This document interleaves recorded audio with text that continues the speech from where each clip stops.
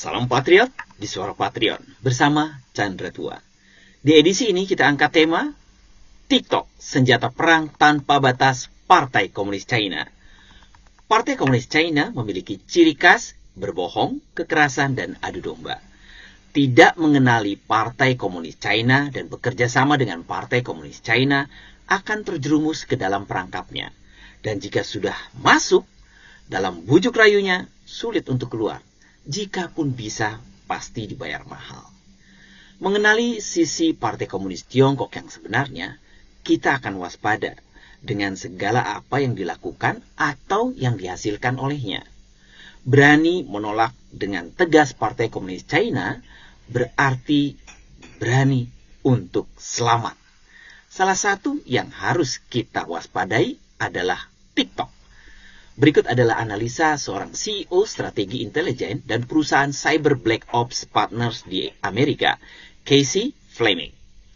Ia mengatakan, Partai Komunis China menggunakan TikTok untuk melancarkan perang tanpa batas terhadap Amerika Serikat dengan mengindoktrinasi anak-anak muda Amerika dengan nilai-nilai rezim China. Fleming mengatakan kepada China in Focus di NTD TV, saudari outlet media The Epoch Times, media sosial adalah alat di dalam peti perang mereka.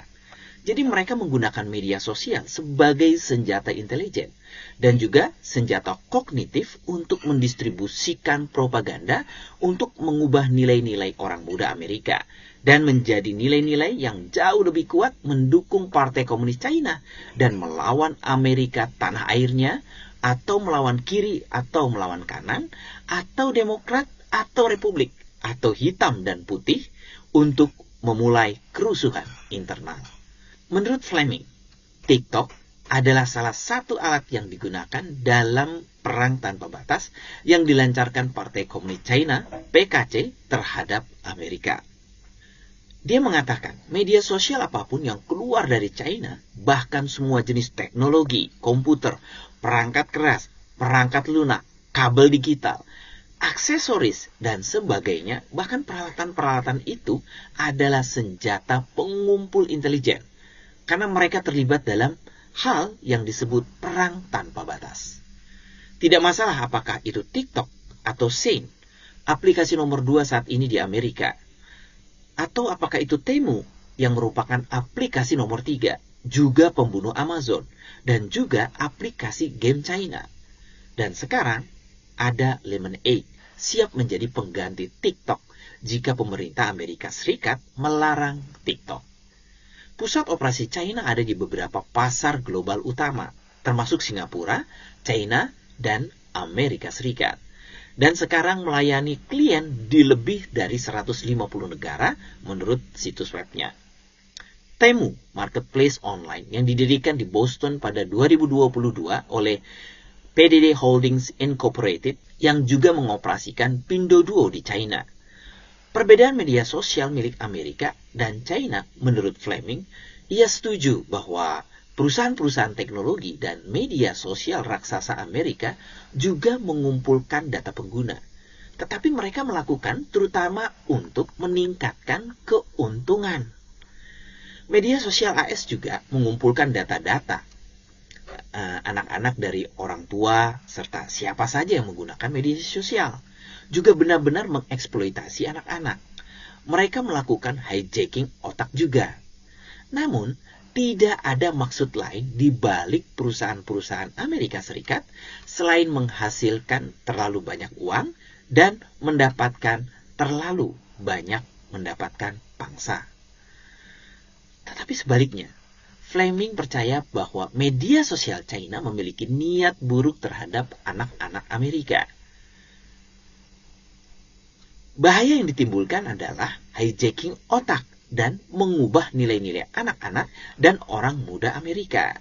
Ini menyebabkan pertikaian, perilaku antisosial, mengubah cara berpikir mereka, membatasi kemampuan berpikir kritis mereka, meningkatkan kecemasan, depresi, dan bahkan bunuh diri.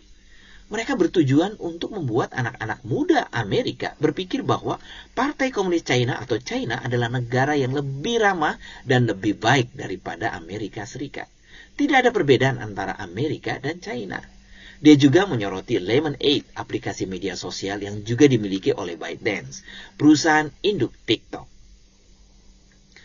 ByteDance dilaporkan meminta para pengguna Amerika untuk beralih ke Lemonade sebagai pengganti TikTok. Fleming berkata bahwa AS harus menganggap Lemonade juga merupakan aplikasi yang dipersenjatai karena itu berasal dari Partai Komunis China. Bagaimana dengan TikTok di Indonesia? Apakah juga mengubah paradigma orang muda Indonesia yang Pancasilais, berubah percaya pada nilai-nilai PKC yang komunis? Menurut saya, ini perlu dilakukan penelitian oleh pihak-pihak terkait untuk menemukan kebenarannya.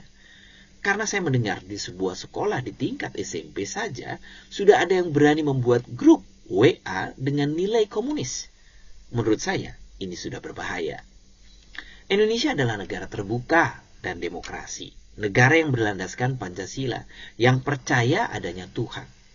Semoga para guru Indonesia berani melakukan survei sederhana kepada para muridnya, apakah mereka sudah tumbuh kekaguman kepada komunisme. Jika iya, bahaya. Jika tidak, adalah harapannya. Semoga Indonesia selamat dari cengkraman Partai Komunis China dan kembali berdaulat menjadi sebuah bangsa yang berjati diri. Saya, Chandra Tua, mohon undur diri.